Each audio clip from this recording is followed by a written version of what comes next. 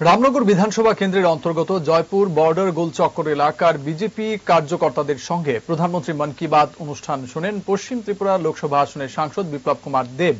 সঙ্গে ছিলেন আগরতলা পুর নিগমের মেয়র তথা এলাকার বিধায়ক দীপক মজুমদার, প্রদেশ বিজেপির সহ সভাপতি পাপিয়া দত্ত সহ কর্পোরেটর ও অন্য কার্যকর্তারা।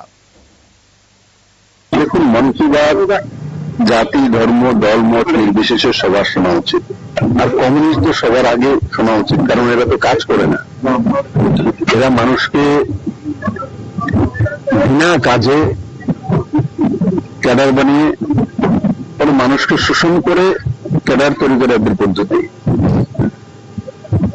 কোন ব্যক্তি, পুরো দুনিয়াতে কোন ব্যক্তি যখন নিজে কাজ করবে না, নিজে কোনো কিছু ইনিশিয়েটিভ নেবে না, সে কোনোদিনই এক পরিপূর্ণ ব্যক্তিত্ব হতে পারে। তার জন্য সবার আগে মন কি বাত তো কমিউনিস্টের নেতাদের শোনা উচিত। ডেলি শুনলে এদের মতিভ্রম দূর হবে এবং তাদের পরিবারের জন্য, ব্যক্তির জন্য লাভ হবে।